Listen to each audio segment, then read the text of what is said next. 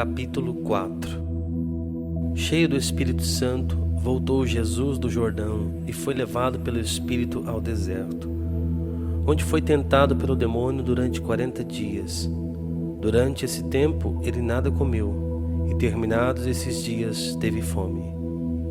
Disse-lhe então o demônio: Se és o Filho de Deus, ordena a esta pedra que se torne pão. Jesus respondeu: Está escrito, não só de pão vive o homem, mas de toda a palavra de Deus. O demônio levou-o em seguida a um alto monte e mostrou-lhe em um só momento todos os reinos da terra. E disse-lhe: Eu te darei todo este poder e a glória destes reinos, porque me foram dados e dou-os a quem quero. Portanto, se te prostrares diante de mim, tudo será teu. Jesus disse-lhe: Está escrito, adorarás o Senhor teu Deus, e a Ele só servirás. O demônio levou-o ainda a Jerusalém, ao ponto mais alto do templo, e disse-lhe: Se és o Filho de Deus, lança-te daqui abaixo, porque está escrito, ordenou aos seus anjos a teu respeito que te guardassem, e que te sustivessem em suas mãos, para não ferires o teu pé em alguma pedra. Jesus disse: Foi dito, não tentarás o Senhor teu Deus. Depois de tê-lo assim tentado de todos os modos, o demônio apartou-se dele até outra ocasião. Jesus então, cheio da força do Espírito, voltou para a Galileia, e a sua fama divulgou-se por toda a região. Ele ensinava nas sinagogas e era aclamado por todos. Dirigiu-se a Nazaré, onde se havia criado. Entrou na sinagoga em dia de sábado, segundo o seu costume, e levantou-se para ler. Foi-lhe dado o livro do profeta Isaías. Desenrolando o livro, escolheu a passagem onde está escrito: O Espírito do Senhor está sobre mim, porque me ungiu e enviou-me para anunciar a boa nova aos pobres, para sarar os contritos de coração, para anunciar aos cativos a redenção, aos cegos a restauração da vista, para pôr em liberdade os cativos, para publicar o ano da graça do Senhor. E, enrolando o livro, deu-o ao ministro e sentou-se. Todos quanto estavam na sinagoga tinham os olhos fixos nele. Ele começou a dizer-lhes: Hoje se cumpriu este oráculo que vós acabais de ouvir. Todos lhe davam testemunho e se admiravam das palavras de graça que procediam de sua boca e diziam: Não é este o filho de José? Então lhes disse: Sem dúvida me citareis este provérbio: Médico, cura-te a ti mesmo. Todas as maravilhas que fizeste em Cafarnaum, segundo ouvimos dizer, faze-as também aqui na tua pátria. E acrescentou: Em verdade vos digo, nenhum profeta é bem aceito na sua pátria. Em verdade vos digo, muitas viúvas havia em Israel no tempo de Elias, quando se fechou o céu por 3 anos e meio, e houve grande fome por toda a terra. Mas a nenhuma delas foi mandado Elias, senão a uma viúva em Sarepta, na Sidônia. Igualmente, havia muitos leprosos em Israel, no tempo do profeta Eliseu, mas nenhum deles foi limpo, senão o sírio Naamã. A essas palavras, encheram-se todos de cólera na sinagoga. Levantaram-se e lançaram-no fora da cidade, e conduziram-no até o alto do monte sobre o qual estava construída a sua cidade, e queriam precipitá-lo dali abaixo. Ele, porém, passou por entre eles e retirou-se. Desceu a Cafarnaum, cidade da Galileia, e ali ensinava aos sábados. Maravilhavam-se da sua doutrina, porque ele ensinava com autoridade. Estava na sinagoga um homem que tinha um demônio imundo e exclamou em alta voz: Deixa-nos! Que temos nós contigo, Jesus de Nazaré? Vieste para nos perder? Sei quem és, o Santo de Deus. Mas Jesus replicou severamente: Cala-te e sai deste homem. O demônio lançou-o por terra, no meio de todos, e saiu dele, sem lhe fazer mal algum. Todos ficaram cheios de pavor e falavam uns com os outros: O que significa isso? Manda com poder e autoridade aos espíritos imundos e eles saem?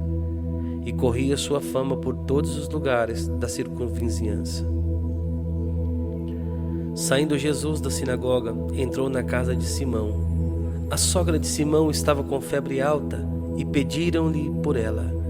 Inclinando-se sobre ela, ordenou ele a febre, e a febre deixou-a. Ela levantou-se imediatamente e pôs-se a servi-los. Depois do pôr do sol, todos os que tinham enfermos de diversas moléstias los traziam. Impondo-lhes a mão, os sarava. De muitos saíam os demônios aos gritos, dizendo: Tu és o Filho de Deus. Mas ele repreendia-os severamente, não lhes permitindo falar, porque sabiam que ele era o Cristo. Ao amanhecer, ele saiu e retirou-se para um lugar afastado. As multidões o procuravam e foram até onde ele estava e queriam detê-lo para que não as deixasse. Mas ele disse-lhes: É necessário que eu anuncie a boa nova do reino de Deus também às outras cidades, pois essa é a minha missão. E andava pregando nas sinagogas da Galileia. Capítulo 5. Estando Jesus um dia à margem do lago de Genezaré, o povo se comprimia em redor dele para ouvir a palavra de Deus. Vendo 2 barcas estacionadas à beira do lago, pois os pescadores haviam descido delas para consertar as redes, subiu a uma das barcas que era de Simão e pediu-lhe que a afastasse um pouco da terra. E sentado ensinava da barca o povo. Quando acabou de falar, disse a Simão: Faze-te ao largo e lançai as vossas redes para pescar. Simão respondeu-lhe: Mestre, trabalhamos a noite inteira e nada apanhamos, mas por causa de tua palavra lançarei a rede. Feito isto, apanharam peixes em tanta quantidade que a rede se lhes rompia. Acenaram aos companheiros que estavam na outra barca para que viessem ajudar. Eles vieram e encheram ambas as barcas, de modo que quase iam ao fundo. Vendo isso, Simão Pedro caiu aos pés de Jesus e exclamou: Retira-te de mim, Senhor, porque sou um homem pecador. É que tanto ele como seus companheiros estavam assombrados por causa da pesca que haviam feito. O mesmo acontecera a Tiago e João, filhos de Zebedeu, que eram seus companheiros. Então Jesus disse a Simão: Não temas, doravante serás pescador de homens. E atracando as barcas à terra, deixaram tudo e o seguiram.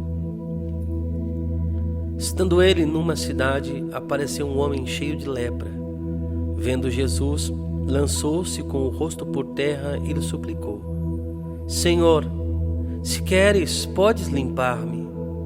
Jesus estendeu a mão, tocou-o e disse: Eu quero, ser purificado.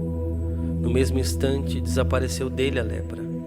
Ordenou-lhe Jesus que não o contasse a ninguém, dizendo-lhe, porém: Vai e mostra-te ao sacerdote e oferece pela tua purificação o que Moisés prescreveu para lhe servir de testemunho. Entretanto, espalhava-se mais e mais a sua fama e concorriam grandes multidões para o ouvir e ser curadas das suas enfermidades. Mas ele costumava retirar-se a lugares solitários para orar. Um dia estava ele ensinando. Ao seu derredor estavam sentados fariseus e doutores da lei, vindos de todas as localidades da Galileia, da Judeia e de Jerusalém. E o poder do Senhor fazia-o realizar várias curas. Apareceram algumas pessoas trazendo num leito um homem paralítico e procuravam introduzi-lo na casa e pô-lo diante dele. Mas não achando por onde o introduzir por causa da multidão, subiram ao telhado e por entre as telhas o arriaram com o leito ao meio da assembleia, diante de Jesus. Vendo a fé que tinham, disse Jesus: Meu amigo, os teus pecados te são perdoados. Então os escribas e os fariseus começaram a pensar e a dizer consigo mesmos: Quem é este homem que profere blasfêmias? Quem pode perdoar pecados senão unicamente Deus? Jesus, porém, penetrando nos seus pensamentos, replicou-lhes: Que pensais nos vossos corações? Que é mais fácil dizer: perdoado-te são os pecados, ou dizer: levanta-te e anda? Ora, para que saibais que o Filho do Homem tem na terra poder de perdoar pecados, disse ele ao paralítico: eu te ordeno, levanta-te, toma o teu leito e vai para a tua casa. No mesmo instante levantou-se ele à vista deles, tomou o leito e partiu para casa, glorificando a Deus. Todos ficaram transportados de entusiasmo e glorificavam a Deus. E tomados de temor diziam: hoje vimos coisas maravilhosas. Depois disso, ele saiu e viu sentado ao balcão um coletor de impostos, por nome Levi, e disse-lhe: segue-me. Deixando ele tudo, levantou-se e o seguiu. Levi deu-lhe um grande banquete em sua casa. Vários desses fiscais e outras pessoas estavam sentados à mesa com eles. Os fariseus e os seus escribas puseram-se a criticar e a perguntar aos discípulos: por que comeis e bebeis com os publicanos e pessoas de má vida? Respondeu-lhes Jesus: não são os homens de boa saúde que necessitam de médico, mas sim os enfermos. Não vim chamar à conversão os justos, mas sim os pecadores.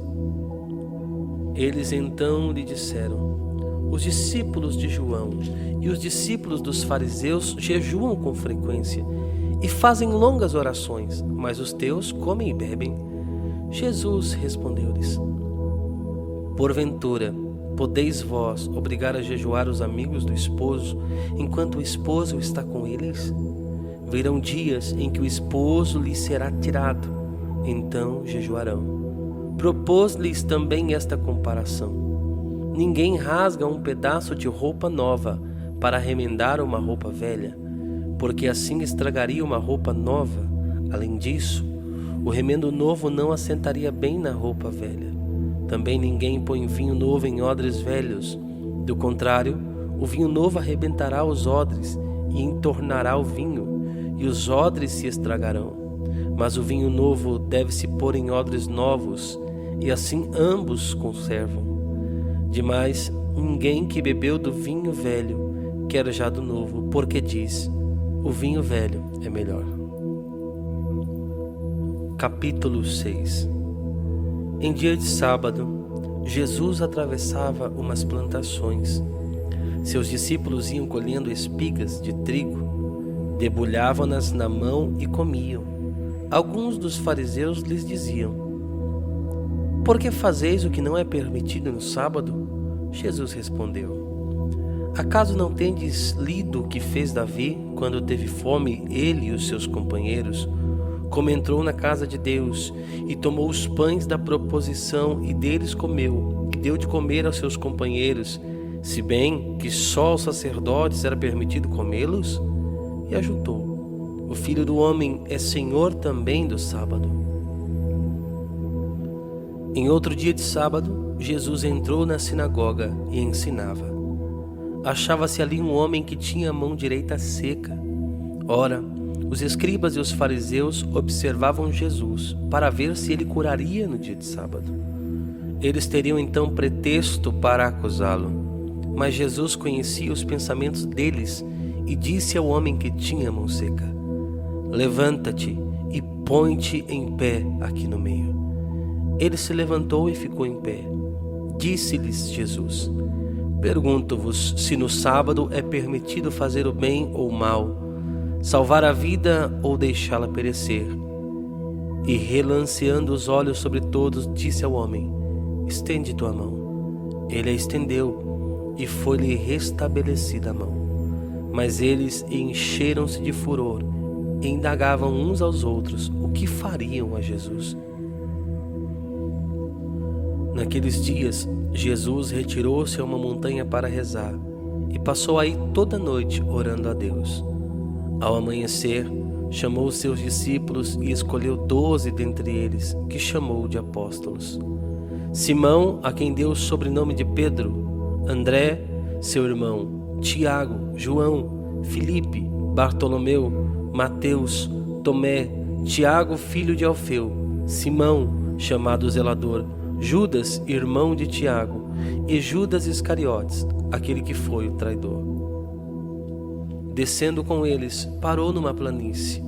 Aí se achava um grande número de seus discípulos e uma grande multidão de pessoas vindas da Judéia, de Jerusalém, da região marítima, de Tiro e Sidônia, que tinham vindo para ouvi-lo e serem curadas de suas enfermidades. E os que eram atormentados dos espíritos imundos ficavam livres. Todo o povo procurava tocá-lo, pois saía dele uma força que curava a todos.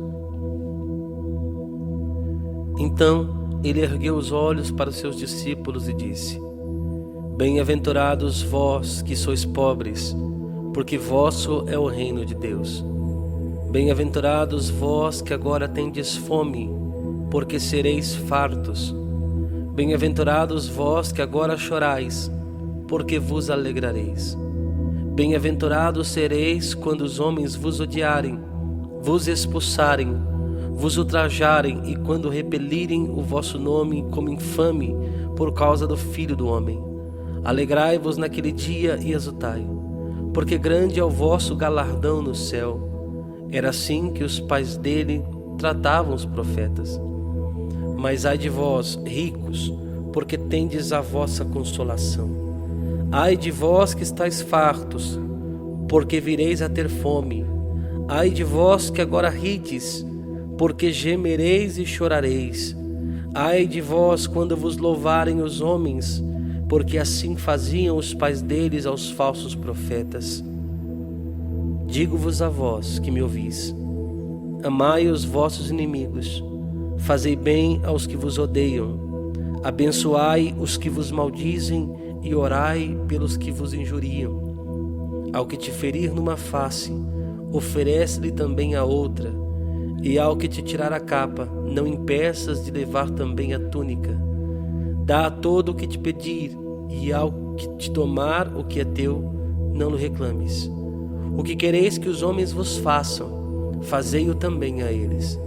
Se amais os que vos amam, que recompensa mereceis? Também os pecadores amam aqueles que o amam.